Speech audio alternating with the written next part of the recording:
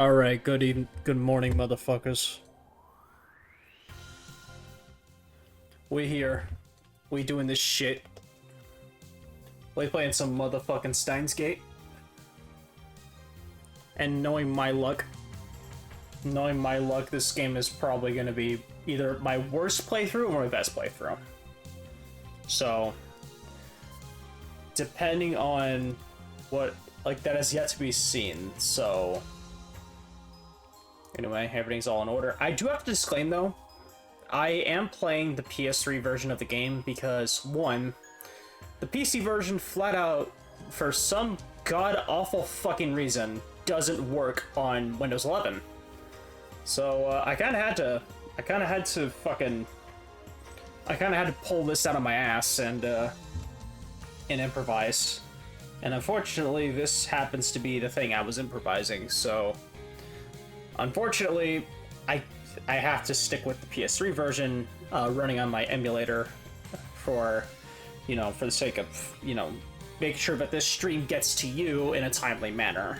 Because I spent days trying to get the PC version to work, but I don't know why, but the PC version just doesn't play nice. So, anyway, just gonna do one quick thing right here, and then we are...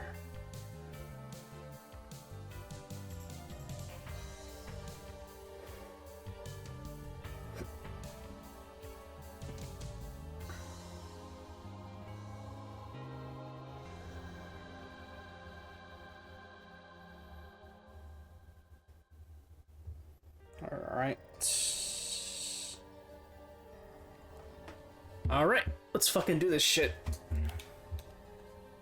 Yeah, quick save, shut up. Everything's coincidence. But even coincidence is part of fate's design. I'm not losing it. I'm perfectly sane. What I speak now is the absolute truth, not some childish fantasy. No matter how trivial something may seem, it has the potential to shape the future. Have you heard of the butterfly effect? If not, look it up. Then you'll understand how careful you must be. Unfortunately, I didn't understand. If only I had realized how dangerous my actions were, then I wouldn't have lost her. The future wouldn't have turned out like this. But how could I have known? How could I have known that by pressing that button, I would decide the fate of all mankind? Just think about it. The average human perceives just about 1% of their environment. We're not nearly as clever as we like to think. We go about our lives oblivious to a million different things that happen around us every day. Even when something catches our eye, our brain forgets it a moment later. I want to tell me back then, don't do anything careless. Don't do anything rash. Don't pretend you didn't see that. Pay more attention. The hand of conspiracy was always closer than you thought. Just waiting for the right moment to strike. And that's my voice acting chops, everybody. Expect this for the whole playthrough. The universe has a beginning, but it has no end. Stars too have a beginning, but are by their own power destroyed. History teaches that those who hold wisdom are often the most foolish. The fish in the sea know not the land. If they too hold wisdom, they too will be destroyed. It is more ridiculous for man to exceed than for fish to live ashore. This maybe also be called God's final warning to those who rebel. Steins Gate! Oh boy, this is gonna be fun.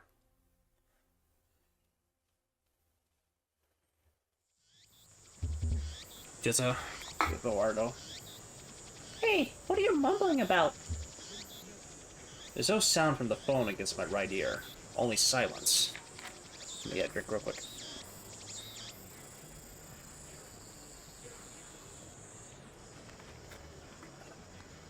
Okay, there we go. I am baking in the summer sun. Sweat slowly slides down my chin and drips onto the asphalt. Ocarine? Ocarine! After Ocarine! A girl who is standing in front of me. She calls my name with an inquisitive tilt of her head. We are about to infiltrate deep into enemy territory, yet despite the imminent risk of death, there is no hint of tension in her innocent, childlike features. I cover my phone's mouthpiece and turn to the girl with an index finger to my lips. Look. You talking to someone? Okay, funny detail. The lips are moving, but yet there's no audio coming out. Hold on, let's see if I can fix this. Config. Yeah, voice synchronization is off. Whatever. I nod and put my phone back to my ear. Still no sound from the other side. My contact is wise to maintain silence. The whole area could be bugged. No, I was just talking to someone. Everything's fine. I'm about to infiltrate the assembly hall. Still no reply. Looks like they just want my report. It's too dangerous to waste time talking here anyway. Yeah, Dr. Nakabachi had got the jump on us, but I'll make sure he tells us everything. What? The organization is already on the move? Tips. Oh wait. Tips, yep. The organization. The organization is the organization. Nothing less. Nothing more, nothing less. Its formal name is something else, but even uttering that name is a death wish. For some reason, all who know its existence just simply call it the organization. Okay. Is there any other things I can look at? Oh, no. Nope. I open my eyes wide to match my shocked tone. The girl turns towards me in surprise. I sigh, shaking my head as I rub my temples. I see. So that's the choice of Steins gates. L. Psi. Congru. I speak the parting words, then pocket my cell phone. Steins Gate. Some know it as fate, to others it's the will of God. You can count on one hand the people in this world aware of its true nature. In any case, we should begin the infiltration. I advance towards I say Radicon. I believe it's Radio Kaiken, but I'll say Radio Kaiken, it's better, which is just across the street from the train station. Of course, this is enemy territory. I can't just stride through the front door like an average person. I bypass the elevators and escalators and head to the 8th floor by the stairwell. But I only make it to the 7th floor before I have to stop and rest. Who was that on the phone? The girl, Shina Mayuri, immediately resumes our conversation. She followed me on the way here. She isn't even short of breath.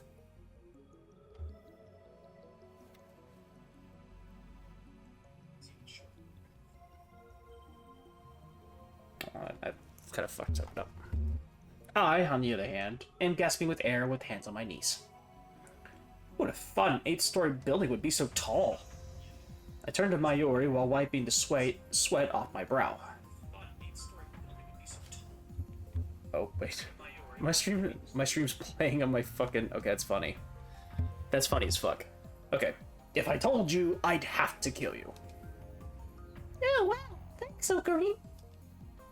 Mayuri smiles happily and doesn't pry any further. As always, she's quick to understand my position. I think I should turn my volume up, because I believe it's only the music, so... I'm gonna turn it up just a little bit more. We've known each other ever since we were both little. Mayuri is 17, 2 years younger than me, so she's more like a little sister than a typical childhood friend. I've been looking out for her for as long as I can remember. I used to hope that Mayuri might become the key to Steins' Gate, but now I've reconsidered. I don't want that terrible fate for her. She should live a normal life. That is my present wish.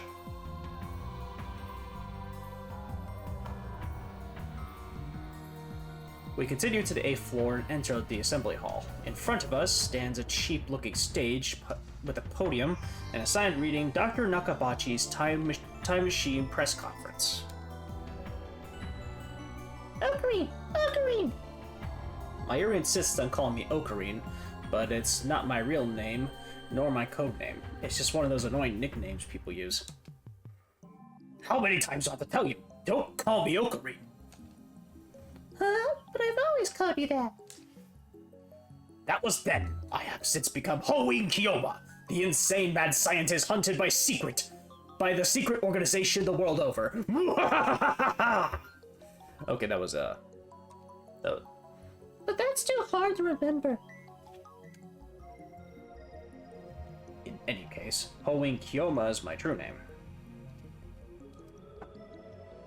True name. The name that describes one's true essence. Soul name. Besides, it doesn't even sound like Okabe Rintaro. You're weird. Cease your foolish laughter. Okabe Rintaro may be my real name, but I have rejected it, for it is stupid. And so I also hate the derivative Ocarine. Come on, it sounds like that elf boy's blue pipe thing. So, Ocarine, can I ask you something? In one ear and out the other. She's been calling me that for 5 years now, so maybe it's time to give up. What are we doing here? Wait, you followed me without knowing why? Yep. She nods without dropping her smile. We're here for Dr. Nakabachi's press conference. We're standing in the assembly hall on the 8th floor of Radio Kaiken. It is here that the conference will be held. Dr. Nakabachi is an inventor. He appears on TV from time to time and has a few patents under his belt, but mostly he is treated as a curiosity. Press conference? But where are the reporters? Mayuri's right. I've scanned the entire hall, but there's no one who looks like a reputable reporter or cameraman. There are only about 10 of us standing in the hall, including me. Considering Nakabachi's moderate media presence and the fact he claims to have invented a time machine, I would have expected more. Could this be the organization working its twisted influence? I twist my lips into a sneer. I thought that Nakabachi was like me, a scientist fighting to overthrow the organization. But this press conference suggests the other. I can't fucking talk. But this press conference suggests the other motives at work. Our enemies won't miss this chance. I'd prefer not to get wrapped up in this mess. Nevertheless, I'm interested in what he has to say. That's why I'm here, blowing an afternoon of my precious summer holiday. Mayuri ponders at my utterance for a while before finally turning her head. You wrapped something? Is it his birthday too? I let out a sigh. Mayuri is not only known to make bad jokes, but to laugh them too. She's always been special. Keep your gut up, Mayuri. I suspect this won't be a normal comfort. Oh! I didn't even finish my sentence! Are we under attack? Are they trying to fry our brains with electromagnetic waves? Oh. Alright, time for more tips. Electromagnetic waves. Waves that exhibit properties of both electricity and magnetism. First formally postulated by Maxwell in 1864. The electric field and okay, blah blah blah, shut up.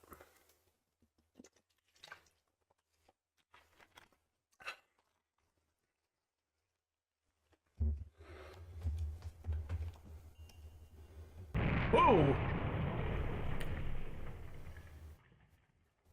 Dust falls from the ceiling as the floor shakes. We're definitely under attack. It's coming from above, but we're on the top floor. All that's above is the roof. An earthquake? Is it magnitude 2? What does magnitude mean again? No time to deal with Mayuri's confusion. Something's not right about this. I bolt out of the conference hall and run up to the stairs of the roof, ignoring the no trespassing signs in my way. The door is open. Upon closer inspection, I realize that the lock has been broken. I open the door and see a billowing cloud of black smoke. There's some kind of phosphorescent dust sparkling in the air.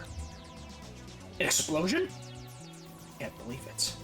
Was there really an explosion? My heart is racing. Damn! I don't know what to do. Should I run away? But why an explosion? Terrorists? No, that doesn't fit. I mean, how do you explain that? Ooh! What the? A strange machine is sitting in the middle of the roof. It's huge, maybe 3 meters tall, and looks kind of like a satellite.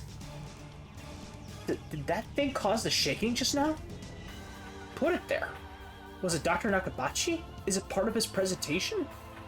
It's impossible. Even if that were to be the case, how the hell did he get it up there? My head is bursting with questions. As I search for the courage to approach the machine, a throng of reporters and building staff bursts onto the rooftop. They look just as confused as I am. Please stay back, everybody! And then a woman, who I assume is a staff member, appears to wave us back. The press conference will proceed as scheduled. Is she trying to hide something? Her response was unusually quick, almost like she's trying to keep me away from that device. I've got a nose for conspiracies, and this stinks of a cover-up. What are they hiding? What was that explosion? I want to know, but I shouldn't risk getting any closer. I turn and leave.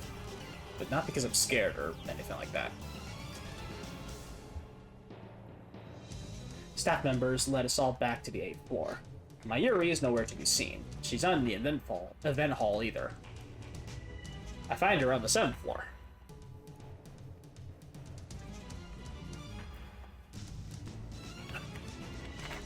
Several capsule toy machines are lined up next to a plate reading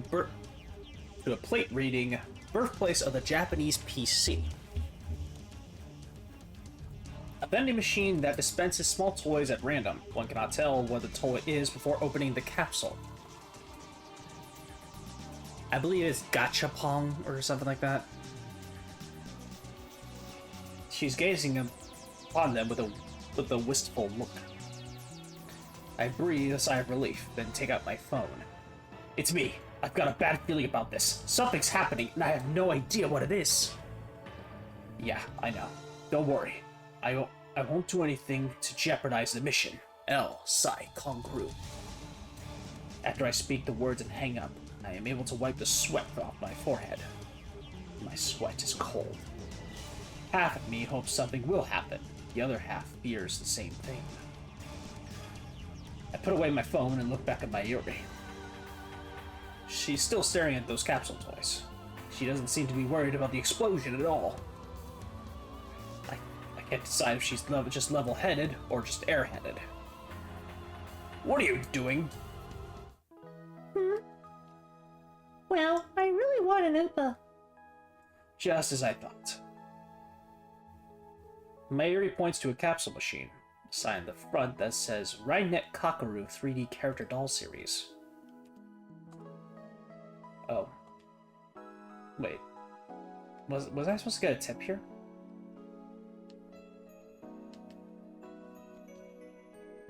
Okay, never mind. Okay, there we go. Rainek Kakaru is a popular anime series with its own card game spin-off, Rainek Access Battlers. They even hold international tournaments. So now I can... Fictional. A popular manga serialized in Loco Loco Comics. The 3rd season of the anime adaptation is currently airing on 2TV. Although the series is ostensibly aimed at children, the realistic themes depicted also appeal to adults. Upa is the series mascot character. It resembles an elliptical egg with limbs sticking out, like some kind of deformed dog. It's what they call an ugly cute character. High school girls find these creatures adorable for some reason.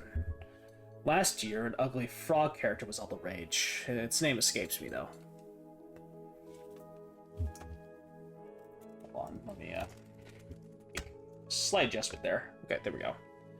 Then go for it. I can't guarantee you get an Oompa, though. Mayuri gives me a troubled smile. But Mayushi's all out 100 yen coins. Mayushi is what Mayuri calls herself sometimes. According to her, it's supposed to have a star at the end, Mayushi. But who really cares? So can I borrow 100 yen, please? She holds her hand out like a begging puppy. Looks like she was planning this from the very beginning. Well, at least she didn't say gimme. Do you think it's that easy, Mayuri? You'll get no money from me. Instead, I'll show you just how harsh life really is. I pull out a 100 yen coin and set it to the machine's slot and spin the lever. I open the castle and take out the contents. Mayuri leans forward eagerly to see what I got. It's an Oompa, and it's metal! The metal Oompa! As you can tell, these voices are very straining on my lungs. Is it rare? Super rare! While I examine the metal Oompa, a boy who was watching us tries his luck on the same Rhinet machine. Normal Oompa. Mom, this shit fucking sucks! I wanted a metal one! Fuck! He looks at my metal Oompa with resentment. Man, fuck you! You like the main character or something. I turn to see Mayuri's sparkling eyes also fixed on the Oompa. Hey, high school girl. You're acting like a little kid. I give this creature of metal to you, Mayuri. Honestly, I don't want it. Really? Are you sure, Oguri? The name's Hoin Kiyoma! Thank you, Oguri. Is she doing it on purpose? Thank you all for coming to Dr. Nakabachi's Time Machine press conference. I hear the announcement coming from the floor above. Oh, it's a guy. Wait, sounds like they're starting. I head up the stairs, but Mayuri doesn't follow. Let's go, Mayuri. Just a sec, I gotta write my name. She's preoccupied with the metal Oompa. I go on ahead. Without further ado, I am pleased to introduce the inventor, Dr. Nakabachi. Please welcome him with a big round of applause. Damn, that shit's weak. Like, that shit's actually weak. Damn. He walks up to the podium. He's already wearing a frown for some reason. I can feel his irritation from here. I am Dr. Nakabachi. Thank you all for coming. Nakabachi takes the microphone and begins to speak, his voice brimming with confidence. Now then, ladies and gentlemen, allow me to begin with the theory of time travel, the greatest scientific breakthrough of the century. Did he really build a time machine? Mayuri appears after writing her name on the metal Oompa. She's a bit late, in more ways than one. What'd she think a time machine presentation would be about? I take another look around the room. There are about 20 people now, including us, but still no media presence to speak of. So this is the extent of Dr. Nakabachi's fame. No one believes that he really invented a time machine. I was interested in what he had to say, true, but my expectations were no higher than the rest of these onlookers. And a good thing they weren't. As he proceeds to explain his time machine design, my curiosity quickly turns into disappointment and then anger. Doctor! My roar silences Nakabachi and draws the eye of every person in this room. You take us for fools! Who the hell are you? Who the hell am I? Someone who knows you before a fraud, that's who! You stole your theory from John Teeter, and you call yourself an inventor? John Teeter. A self-proclaimed time traveler from 2036 who appeared on an American internet message board in November of 2000. The internet went into an uproar, flooding the board with questions and debates. Teeter posted pictures of his time machine and its control manual, as well as the diagrams illustrating the time machine mechanics. Someone throw this man out! You're the one who should be thrown out, Doctor! Have you no shame? You have no right to call yourself an inventor! Shut your mouth, you little pest! I can just envision him having like a Vince McMahon tone of voice. Just then, someone grabs my arm from behind. Quite convinced it's an official here to throw me out, I turn around to glare him down. Unhand me, you... Huh? Oh. It's a girl about my age. Her intense stare seems to challenge me. I take a step back. Her face looks somehow familiar. Where have I seen her before? We haven't met, but I know her face. It's Makise Kurisu. A few days ago, my friend Daru showed me a magazine article titled Girl Genius Gives Lecture in Akihabara. The article was about a 17-year-old girl who had just graduated from an American university. Her thesis was even published in a major scientific journal. Girl genius Makise Kurisu. I recognize that stubborn-looking girl from her photograph. She's even wearing the exact same scowl. What business could such a genius have with me? She takes a quick look around the room, then turns back to me with a stern expression. Could you come with me for a moment? What's with the attitude? She's obviously not staff, and there's no way that Makise Kurisu would be working with someone like Dr. Nakabachi. Which means, no. You're with the organization?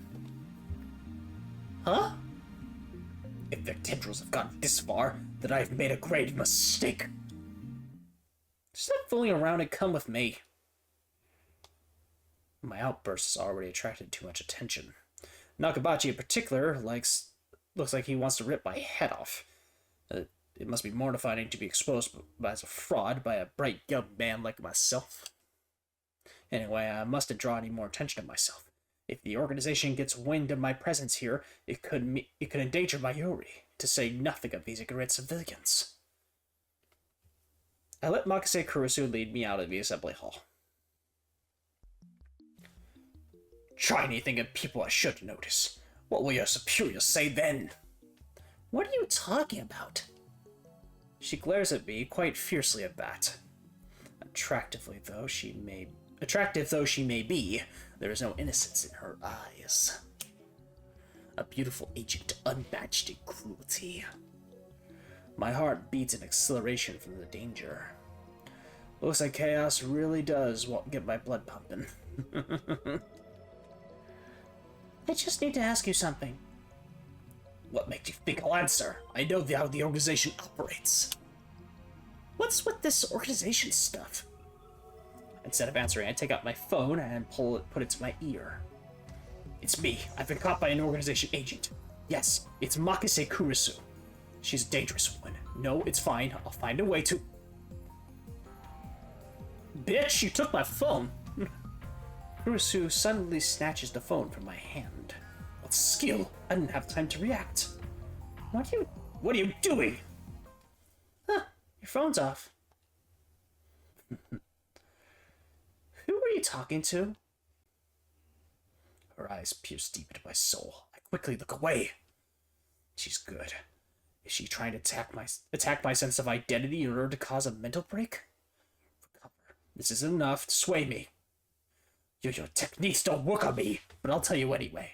That's no ordinary phone. It's designed to deactivate the moment it leaves my hand. Such measures are necessary to maintain secrecy. I know things that could get me killed. I quickly retrieve my phone and wipe the cold sweat off my forehead. Phew, that was close. So you talk to yourself. This is bad. Ordinary methods don't work on Makise Kurisu, the genius girl. On the contrary, she's the one psyching me out. Damn, looks like I'll have to make a tactical retreat. If I could just find an opening. Suddenly, Kurisu steps on me with a serious expression. She stares right at me, her eyes, her huge eyes blazing with strength of will. Such fire. I can't look away. Could someone with pure eyes really be an organization agent? What were you trying to tell me earlier? Earlier? What are you talking about? About 15 minutes ago, before the conference started. Nonsense, this is the first time we've met. I was with Mayuri and that Upa toy 15 minutes ago. You were trying to tell me something, right? You looked really upset. Is this a trap? It does seem like one of the organization's dirty tricks. But would this girl do something that underhanded? You look like you were going to start crying any second. What? Why? Have we met before? She seemed sincere. That makes her even more suspicious. That's right, don't let her beauty fool you. She's a cold, calculating secret agent. If I show even the slightest vulnerability, I'm done for. And how do you know my name? Knowledge has no limits. I am a mad scientist, girl. Genius girl. Our next meeting shall be as enemies. Huh? Farewell. I spin around and take down the stairs, ignoring her call to stop like I'd listen to the enemy. Like I'd listen to the enemy. Damn the organization! They must be serious if they're sending in agents like her. I run all the way down to the 4th floor and check behind me. Once I'm convinced Makise Kurisu's not tailing me, I sigh while rubbing my temples. But I can't let them capture me yet. Well then, what do I do now? My mission was to attend a conference and evaluate Dr. Nakabachi's research. Now that I know he's a fraud, there's no real point going back. I guess I'll just go home. But wait, aren't I forgetting something important? Let's see now, what is it? Damn, I left Mayuri behind. I knew she'd be a liability. I shouldn't have brought her along. I was trying to prioritize her safety, but got careless. I'll try calling her first. If she's all right, then I could just have her meet me here. With that thought in mind, I take out my phone and I turn it on. And it rings just as I do. Huh? An email? It's not just a regular email. There's a video attached. And it's from an unknown address.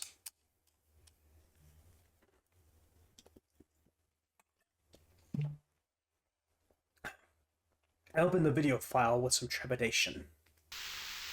Oh great, static. I'm gonna die in 7 days, everybody. There's nothing but noise. Is this a prank or some sort of Makise Kurisu style attack? Maybe the noise is some sort of make people go crazy frequency. No, wait, I don't remember giving her my mail address, so I'm probably just thinking too hard. Curse myself for being gullible to play the video.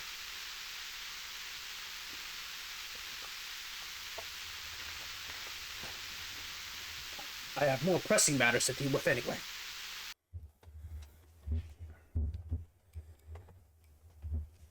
Call Mayuri. I stopped the video and called Mayuri's phone from my address book. Damn it, Mayuri, why don't you pick up? Looks like I'll have to go back to the assembly hall. But things will get messy if I bump heads with Makise Kurisu again. Wait, don't tell me. Did that femme fatale kidnap Mayuri? Damn you! Is this how the organization operates? Leaving without Mayuri isn't an option. Call me a detective, but she's like a little sister to me. And there's a very real danger that she might wander off to somewhere the moment I leave her out of my sight. Mayuri's always been like that. I never know if she'll be there when I turn to look. In a sense, that's why I became a holy Pure. I have to go back for her. Climbing back up to the 8th floor is depressing, but I have no choice. When I get back to the assembly hall, Dr. Nakabachi's conference is just finished. Nobody's on stage, and that phony inventor has already left. The 20 or so members are starting to pack up. I soon find Mayuri. She's in a corner, looking lost. Well, at least she wasn't kidnapped. Even better, I don't see Makise Kurisu anywhere. Looks like I scared her off. So be it. I'll let her go this time. Still, I keep my eyes peeled as I ran up to Mayuri. Mayuri, why don't you pick up? We're leaving. Ocarine, my metal Oompa ran away. She turns to me with a forlorn expression. Run away? Wait, it's alive? That's a little hard to believe. I think I dropped it. I see. So she was looking for it. Not like it really matters. Forget about it. You can always get another one. No way! Metal Oompas sell for upwards of 10,000 yen online, you know. Wait, what? A toy was worth that much? Think, Mayuri. Where did you drop it? I don't know. That's why I'm looking. And even if we find it, you can't sell it, okay? That 10,000 yen will fund our research. I said you can't sell it. It even has Mayushi's name on it. Thus begins our search for the Metalupa. Do-do-do! Metalupa! Come out wherever you are! Mayuri tries calling its name. I don't know if she truly expects a response. By the way, doop-doo-doo is Mayuri's catchphrase. It means... Actually, I never bothered to ask what it means. Anyway, the Metalupa is nowhere to be found. Maybe she did drop it in the assembly hall, but on the 7th floor, landing with her toy machines. Another possibility is someone with an eye for rare items pilfered it. Just imagining the smug grin on that person's face makes me writhe in envy. What kind of man steals a helpless girl's toy? Is there nothing in his heart but the lust for money? Sounds like you, Ocarine. Whoa, wasn't expecting that from Mayuri.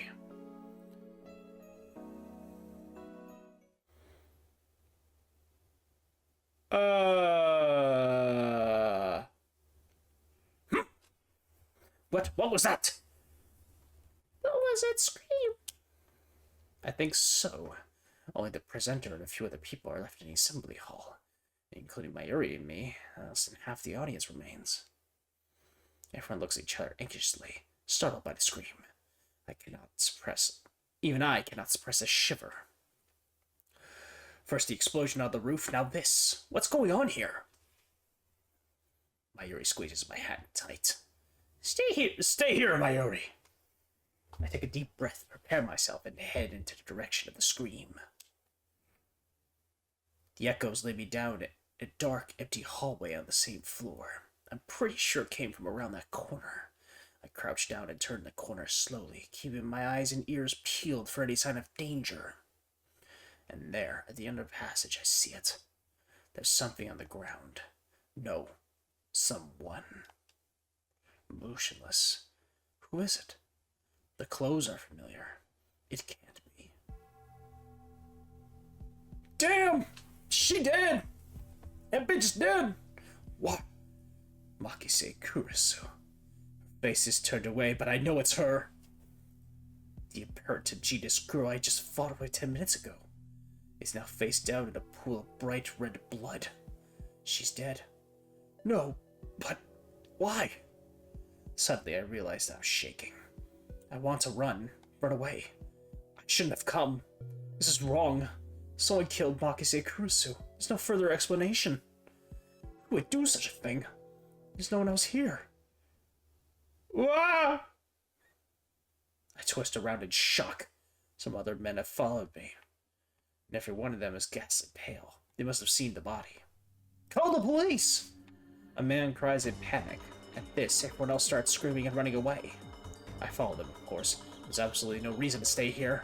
Concern for Makise Kurisu is suppressed by instinctive urge to flee. When I get back to the assembly hall, Mayuri is waiting for me, tears in her eyes. What happened, Ocarine?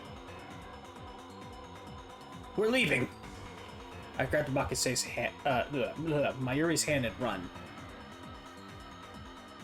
I raced down the stairs, trying to drive through the image of Kurisu's dead body from my mind. The redness of her blood is burned into my mind more than the sight of the body itself. That was my first time seeing a dead body. Is this what it's like? When I realized she was dead, I felt chilling terror and surging nausea. But that was all I felt. Fear and disgust. Shouldn't there be something more? I guess I don't know her that well. I finally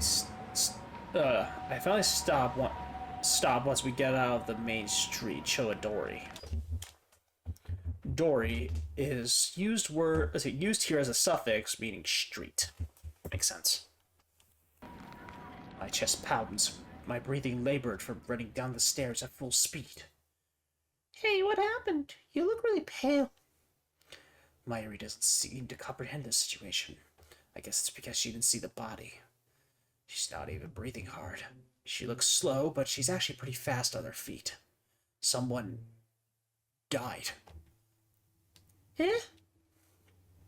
I take several deep breaths. The color of the blood still stains my brain. But I calm down a bit. Makase Kurisu is dead. I don't know who the killer is. Sirens in the distance. I guess an ambulance will be here soon. Then the police will arrive, and this area will become a crime scene. Now, the crowds milling through Akihabara have no idea what has happened. The new term... Oh, moe.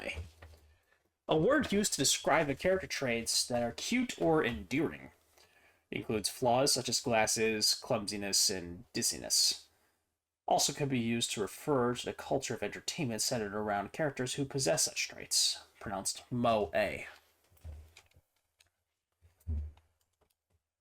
Everyone is going about their business as usual. The never-ending is search for electronics, moe, and porn. Yeah, that sounds like Japan. Just another day in Akihabara. I take my phone out of my pocket, perhaps out of reflex. I'm not sure what I plan to do with it.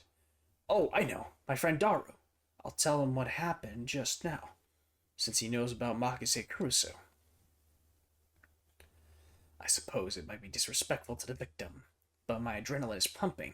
I can't make calm decisions after witnessing something like that firsthand. That's how humans are, after all. We're not as special as we like to believe.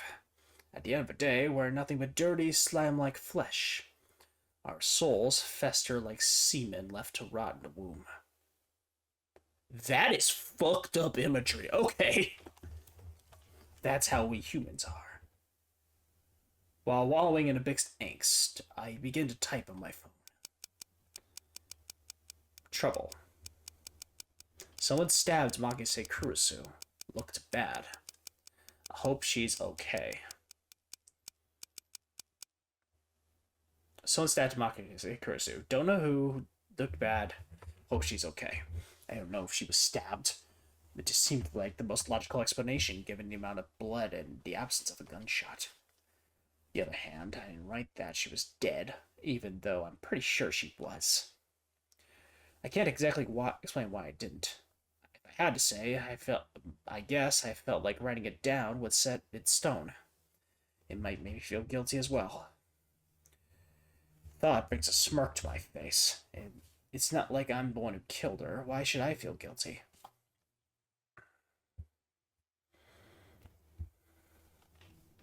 I just saw someone's death up close, and only a few minutes later I'm smiling. Am I really that cruel and cold? Well, I'm a fiendish mad scientist, so it suits me. I finished typing and placed my thumb over the send button. And then I press down. Sending.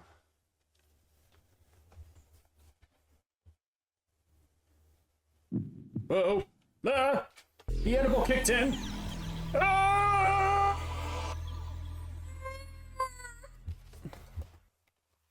What? What was that? Wait, look around. They're gone. Summer break. Noon. The busiest street in town. Just now, thousands of pedestrians vanished into thin air. Is this a dream? Am I hallucinating? I don't know.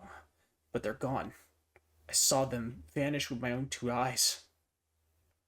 I stand petrified, speechless, alone and on an empty street. Desperate to find someone, anyone. I look up.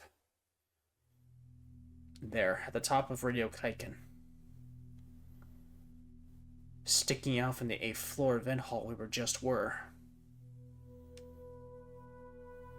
is a crashed satellite. Damn. Oh, hell yeah. I'm turning my mic off. We're gonna bop to this.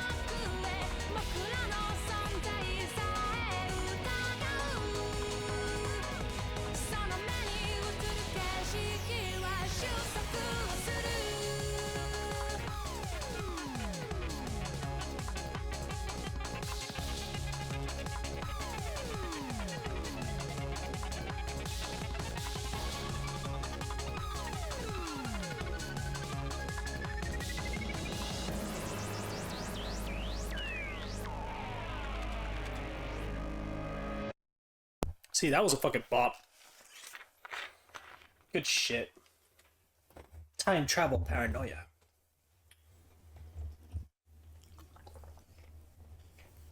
Oh, I'm taking a drink. This was rather exhausting.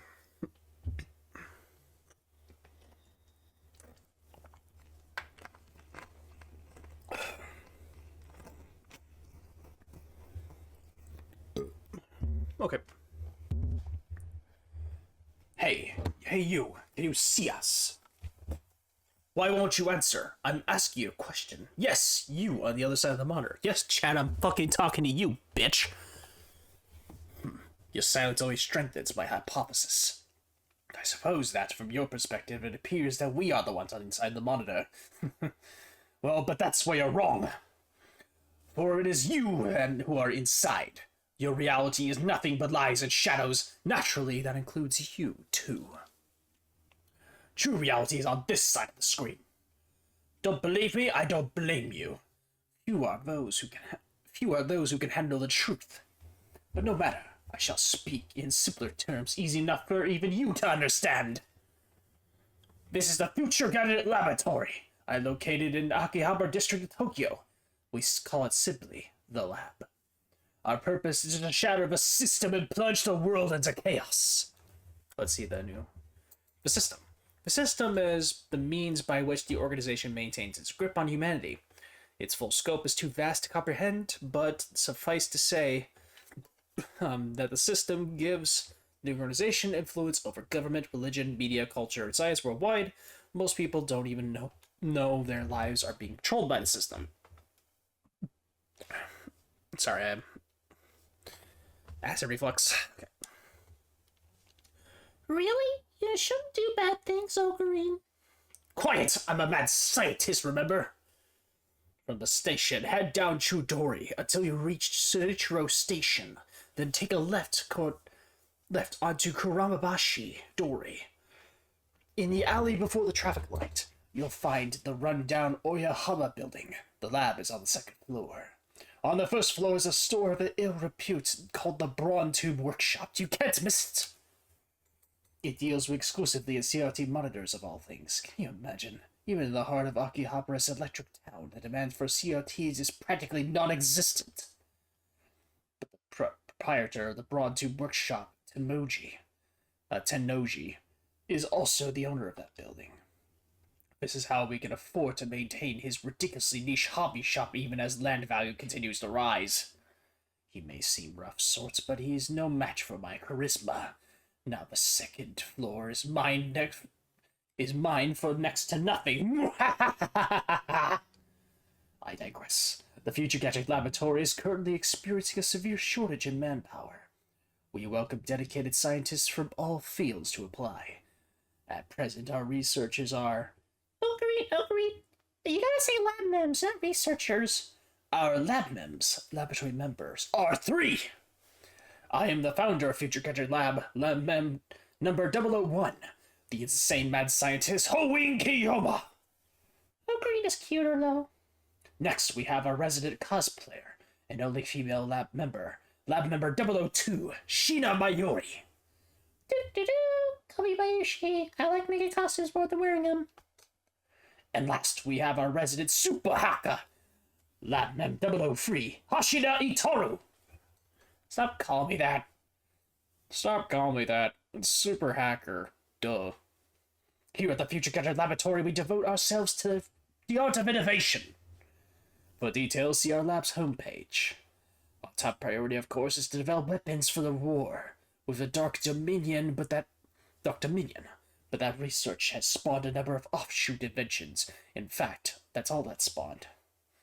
Our arsenal of future gadgets is up to 8, but this is just the beginning. I have a total of 108 inventions to create. Like in that tennis manga, right? I get it. No, it's the number of earthly desires in mortals, but... No, it's the number of earthly desires in mortals, you ad-channel junkie! And I thought I told you not to interrupt me while I'm talking! Yeah, I wouldn't want to interrupt you talking to yourself. I'm not talking to myself, can't you see? I'm talking to the person behind the monitor. He just grinned. What are you grinning about, damn you? You don't even exist outside that monitor. Just say don't look at me. I don't think that's gonna work. It appears our attempts to communicate have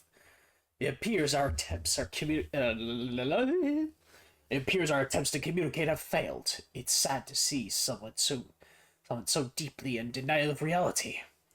Maybe they think we're in the game. I doubt it's even occurred to them. But aren't your 2D girlfriends the same way? That's different. Those girls are my wives. Nobody cares about your harem.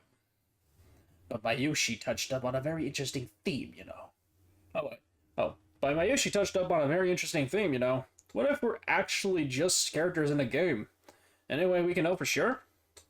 No. Come on. Such questions are meaningless. Our time is better spent thinking of ways to destroy the system. Nice Chinobio, bro. I step back from the monitor. Smash. Displayed on the screen was the ugly cute character Alpaca Man. I see the Seaman reference there. This is a game called Alpaca Man 2, where you speak to Alpaca Man via microphone and watch him react. The game exploded in popularity when it was released 10 years ago. Personally, I only found the ugly part of the ugly cute to be true. I bought it yesterday, 500 used, headset included. I turned to Daru with a menacing glare. Shut it, Haka! I'm no Chinubio patient. I sweep my hair and flash a devilish grin. I am Hoin Kiyoma! That's your character's name, right? Oh, Daru, your communication skills are beyond repair. I'll have you know I go to a ton of offline meets, and I'm always the life of a party. This fat, bespectacled guy is my brother-in-arms and right-hand man, Hashida Itaru, nicknamed Daru. He's a hardcore otaku. You can always find him in the front of a computer playing games and watching anime. He has 2D wives on whom he chats with 3D maids. Oh wait, no. Oh, he has 2D wives on whom he cheats with 3D maids. I don't agree with his preferences, but to him anything is fine as long as it's moe. He's a reliable and skilled partner who brings my ideas to fruition. Despite his insistence that software is his forte, he shows remarkable aptitude with hardware as well. Ow, the needle bit my finger!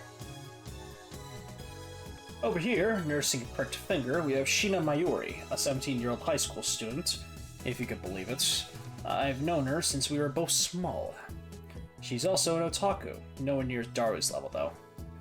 This ditzy girl is in charge of the lab's official costume division for women, and today she's working on costumes at her usual leisurely pace. Why does the Future Gadget Laboratory need costumes for women? It doesn't. The truth is that Mayuri is completely useless. Aww. Still though, there's no way I could ever kick her out. After all, she was the first one to join the Future Gadget Laboratory. I still remember the day Mayuri first came to the lab. It was spring. She said to me, Mayushi's Ogreet's hostage. I belong here. Well, that certainly was cryptic. But her offer was my salvation. For she was the first to join on my magnificent quest. She saved me from a solitary life on the run from the organization. I will never forget her kindness. Mayuri doesn't have to be useful. Her being here is enough. So did Alpaca Man say anything? Nope, nothing. The human-faced alpaca inside the monitor was completely unresponsive. So unresponsive, you'd think the game was bugged. Whatever, I give up. Never again will I play this boring game. Damn antisocial alpaca! Wait, no. Damn antisocial alpaca! I curse his name and smack the TV. As soon as I do... The TV makes a sound like it's shorted, and then the screen goes blank. I change the channel. Nothing. Check the power cable. Nothing. Whack it again. Nothing. I guess it's broken. Damn. This crummy TV is on lease with the Brawn 2 workshop downstairs. It's probably just old. You made Mr. Alpaca angry. Damn, I'll have to get it repaired later. I turn off the TV and lie down on the couch.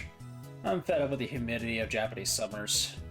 I stare at the conspicuous stain on the ceiling while fanning myself. I close my eyes, and what naturally comes to mind is the impossible scene I saw an hour ago. They're gone! As I left Radio Kaiken, everyone had vanished before my eyes. I can't explain it. And it wasn't just the people on the street. The people in the stores, gone. In the restaurants, gone. Even the cars have vanished, drivers and all. And it all happened in the blink of an eye. Suddenly, an empty city spread before me. I could still hear the music from the stores, but those catchy melodies were the only sounds of life remaining. Heat was racing from the asphalt in waves, but I only felt a cold chill calling down my spine. I stood there, breathless, until... What's wrong? Mayuri's voice brought me back into reality. Mayuri hadn't disappeared. She was right there, looking at me with questioning eyes. Everyone disappeared just now, right? Huh? You saw it too, right? Just now, but before our very eyes. Panic took hold as the enormity of what had just happened struck me. Unable to control myself, I grabbed Mayuri by her slender shoulders and shook her. Did you see it, Mayuri? You saw it, right? Huh? Mayuri's head flopped back and forth from my shaking. I didn't see anything. You didn't? I stopped shaking her and looked straight into her eyes. She returned my gaze with eyes clear as glass marbles. You saw nothing. Nothing at all. Nothing at all? There were people here a second ago, weren't there? There were? Even the store employees are gone. That's impossible by any measure. Of course there are. Her reply didn't make any sense. It was like this when we got here. Oh, I know. You're seeing things, aren't you? I'm sure it's because of the heat. I should get a soundboard for that, if anything. How could she laugh at a time like this? I always thought she was a bit strange, but maybe her brain is actually broken. I realized he couldn't help me. With nowhere else to turn, I look up at the bright blue sky. There wasn't a cloud in sight. The scorching summer sun shone bright through the gaps between Akiba's buildings. Naturally, my eyes drifted to the top floor of Radio Kaiken, where I'd just been a moment before.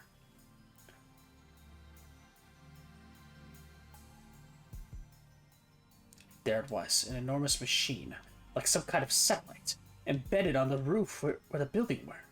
5 minutes before, I had found Makise Kurisu's body in a pool of blood. What happened to her? Just before, everyone disappeared. I could have sworn I heard an ambulance siren. Makise Kurisu might still be in that dark, narrow passageway, cold, bloody, and alone. The thought of it disturbed me, but the question at the forefront of my mind was, what the hell is that satellite doing here? Right before Dr. Nakabachi's presentation, the building shook, looked like a bomb had exploded.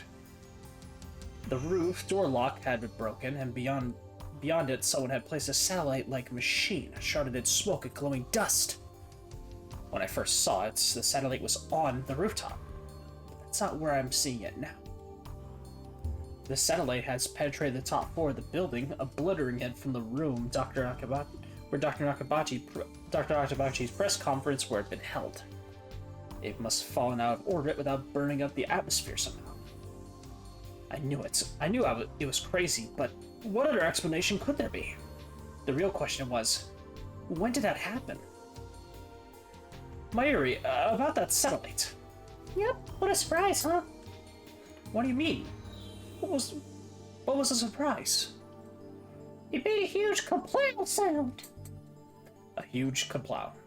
It certainly did make a sound, but I don't think it was kaplow. I say it was more like zzz. Did a satellite fall out of the sky? Did it? Don't you think there were? Do you think there were any? Do you think any aliens were aboard? Had I lost my mind? What I had seen didn't match at all with what Mayuri was saying. Suddenly, nothing seemed real. Had I dreamt it all? Hey, you two! Just then, a uniformed policeman ran up to us, his expression stern. What do you think you're doing here? This area is off limits. You have to leave. We're sorry. First, my good man, let's call you Officer A. I have one question. Officer A? Thousands of people have just vanished. You saw too, didn't you? Well, what are you talking about? Get out of here! I was quickly losing confidence in my own memories. I decided to tell him about Makise Kurisu and get out of it before I could. Look, I don't have time for your nonsense. The policeman took me by the upper arm and said, no one got stabbed at Radio Kaiken. What? How could he say that with such certainty? While I was still trying to comprehend the situation, the policeman forcefully led us away. We were escorted up to UPX and released. Wait, UPX? Oh. There were people at UPX like usual. Actually, there were far more people than usual. The place was packed. Just as Officer A had said, Chuidori has been blockaded by police, so nobody can enter. There was nothing we could do, so we headed back to the lab. And that brings us to the present. I'm baffled. Did the whole hour since the beginning of Nakabachi's presentation really happen? I check online for any news. The net is buzzing about the mysterious machine that crashed into Radio Kaiken. All the major stations, Tokyo, even Tokyo TV, are running special bulletins about it. Fortunately, it doesn't look like anyone was hurt, but Chiodori is still closed off. Akihabara Station is jammed with reporters and curious onlookers. Nobody has mentioned anything about the disappearance of thousands of people from Akiba's streets, nor about Makise Kurisu's murder. It's all a mystery. A mystery? I see. So that's it! From the sofa, I spring onto my feet, a wide grin on my face. Daru and Mayuri turn and stare. This is all an elaborate cover-up by the organization. Their influence has corrupted local law enforcement, which means our entire government may already be under their control. My God! But they underestimated me. I am not so easily played. One way I'll expose their deeds and put an end to their reign. Having come to a satisfactory conclusion, I take a celebratory bottle of Dr. Pepper, my favorite soda, from the fridge. The lab has no air conditioning. Ice-cold drinks are essential. Elixir Intellectualis. A drink fit for a genius! Cola's better. Hookery really loves his Dr. Pepper. I pity the man who knows not the greatness of this beverage.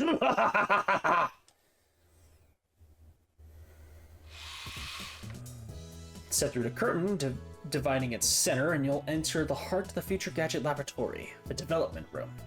Just as the name implies, this is the room where we develop future gadgets. Needless to say, it's strictly off limits to outsiders. Yes, I know the setup is cheap, but I would much rather have an airlock than a curtain. But our research budget is already scraping to the bottom of the barrel. Besides, what's important isn't money, it's ambition. I poke Daru and bid him to follow me to the development room. All the windows here are weather stripped with packing tape, so it's dim. It's hot, almost like a sauna. I've been wanting to buy an air conditioner for the lab, but there's no money for that. We're currently accepting donations. Upon entering the development room, I pick up the lab coat and lazily draped onto a chair and put it on. I always wear the lab coat in the development room, for practical reasons, as well as symbolic ones. Daru, however, refuses to wear his. Putting it on and taking it off is apparently too much trouble for him. He can't be bothered to do anything that doesn't interest him. It's men like him who give a generation a bad name. His lab coat, purchased from my own pocket money I might add, just sits on the shelf. It's never been worn and possibly never will be. Daru, is our plan progressing smoothly? What plan? Daru gives me a blank look. I sigh and turn his attention to the table in the middle of the room. Sitting majestically on top of the table is a commercial-grade microwave oven. It's significantly larger than newer home models. The plan, as in the plan. Obviously, I'm talking about perfecting gadget numero 8. Oh, that. How was I supposed to know what you meant? We've known each other for what? 3 years now? We went to high school together, and now we're going to the same university. We share an inseparable bond, like prison cellmates. He's only been a lab member for 2 months, though. We were in different classes junior year, and actually we didn't talk at all, so 2 years?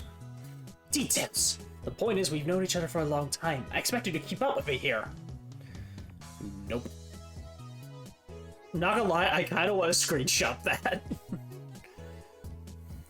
Awkward silence. Man, all I wanted to do was have one of these cool cryptic conversations where we can talk about plans and preparations and other important stuff, but no one knows what it means except us. Shut down again.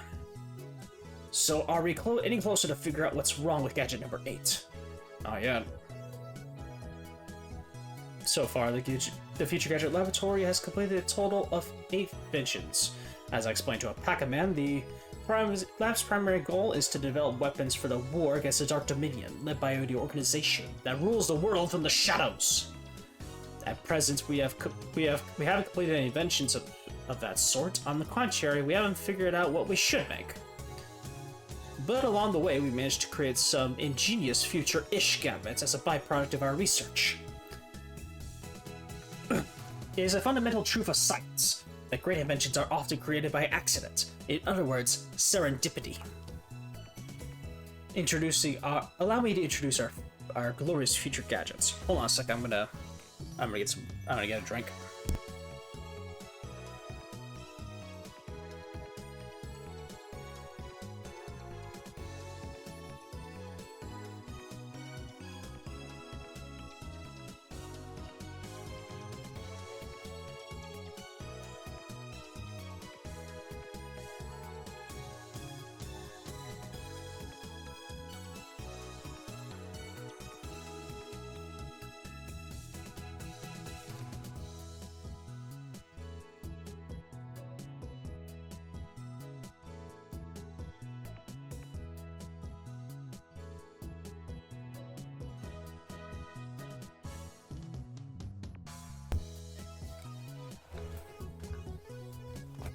Gadget number 1, the big particle gun.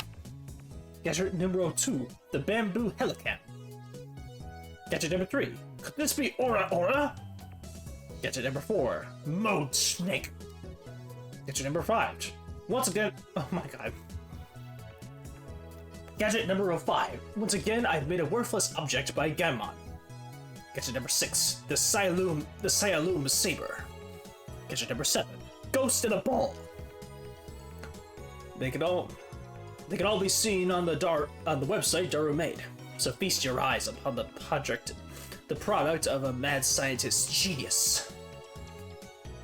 Anyway, our current program is gadget numero 8, the Phone Wave, name subject to change. Phone Wave is a pretty weak name, so I added the name subject to change to the end until we come up with something better. For the record, it was Mayuri's idea, not mine. When the future gadget is completed, the three of us discuss what the name meant. I prefer names based on mythology, or names with hidden meanings that need extra explanation to understand. Daru thinks my naming style is too ridiculous. He doesn't have passion for words like I do. Mayuri can't be bothered to remember difficult names. She says they don't fit in her head. And so our opinions on gadget names are always split. But I digress. The Phone Wave, name subject to change, is in short a remote-controlled microwave. You put food in the microwave before you leave, then on your way back, call the attached cell phone and to start the heating process. Voila, hot food is ready for your arrival. So it's basically a piece of junk. A few days ago, however, we discovered the Phone Wave name subject to change has a second unintended capability. Our brave, or possibly just ditzy, Mayuri has just made her daily routine to heat some frozen fried chicken by remote control.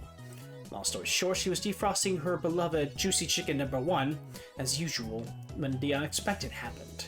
The chicken came out more frozen than when she put it in. The microwave refroze the chicken. Since then, Daru and I have been searching for the cause. We tried copying what Mayushi did, but we just can't reproduce the freezing phenomenon.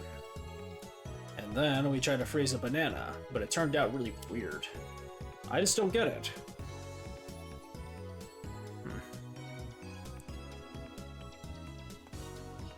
Daru, now looking completely fed up with the heat, starts fanning himself with his shirt. I know what he means by really weird. Let's see if we can't make it happen again. Mayuri, bring forth the bananas! Are you gonna turn them into jail bananas again? That's been bugging you, Mayushi. Can you stop calling me gel bananas? But jail bananas are jail bananas. I take the bananas from Mayuri and stick the whole bunch in the Phone Wave, name subject to change. Why do you have to use the whole bunch? It's a waste of food. Your stinginess costs us the battle with the organization! That's fine with me.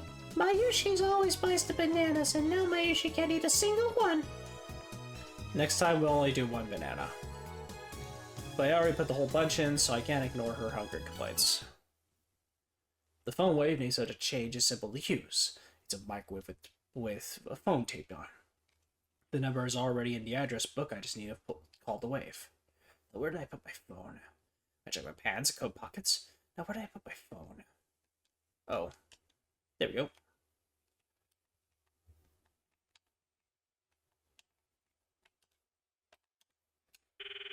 Calling the Phone Wave. I'm connected. Hello, this is the Phone Wave name subject to change. That's the voice of Mayushi Guidance, the system Daru programmed to operate the Phone Wave. Don't you hear Mayushi's voice? Be quiet, I'm trying to listen. You can operate the timer from this menu. After pushing the button, please enter the heating time in seconds. For example, press 60 for 1 minute. For 2 minutes, press pound 120. Instead, we were going to deliberately mess up and enter 120 pound. That should do it. This method was originally a simple mistake on Mayuri's part, but it somehow starts the freezing process. The Phone Wave name subject to change comes to life. The turntable begins to rotate. Nice turntable, right? It's even spinning backwards. Backwards? I never noticed that. That might be serious implications. If we look at the Quatsum's critical behavior driven by Hun's rule... Yeah, no. Not Hun's rule? No. Okay. The three of us wait and stare at the spinning bananas. After 120 seconds pass, the microwave chimes. Mayuri takes the bananas out. Gel bananas are ready! The bananas have become not bananas. Gelatinous blobs coated with thin membrane. After Mayuri discovered the foam wave named subject change had a freezing function, we attempted to freeze a bunch of bananas. This is what happened. It gets more confusing each time. Daru, you wouldn't mind eating one of these, would you? Oh wait, no, it's me. Daru, you wouldn't mind eating one of these, would you? Of course you wouldn't. It's for science. Your sacrifice will forever be remembered. They look really nasty. The taste doesn't matter. What matters is that you eat it. So come on, Daru, don't be shy. Break a leg or a stomach. Go for it. No way. Fine. Mayuri, the honor shall be yours. But gel bananas are gloopy, droopy, and soft and squishy. Wait, she already tried one? It had no flavor. It wasn't tasty at all. Gloopy, droopy, soft, and squishy. Daru, what do you think?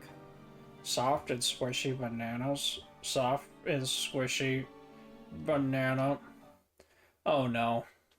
Mayushi, say your banana's all soft and squishy for me. Darugon, your nose is bleeding. Please, just say it. Your banana's all soft and... Don't make her say that, you perv! Daru retreats after I hit him with a tissue box. Mayuri looks at us with an innocent smile. She doesn't get it, obviously. Anyway. The gelatin is a semi-solid state of matter. In other words, there's a possibility that the intermolecular bonds were weakened. We could have partially liquefied the bananas. I've got it! I turned to the whiteboard and write freezing in the middle. Then I crossed it out and slapped the board with my hand. What we thought is a freezer function is actually something else. A bold statement, as if I do say so myself. So why isn't anyone surprised? Now's the time to shout out, what did you say? Come on, don't be shy. Their reactions are pathetically weak. Mayuri didn't even understand half of what I said. We already knew that. Oh. The problem is we don't know what it's doing or why it's doing it. If it's the opposite of freezing, then couldn't it be thawing them? What a silly question, Mayuri. What you're describing is just a normal microwave. Then what is it? We don't know, and that's the problem.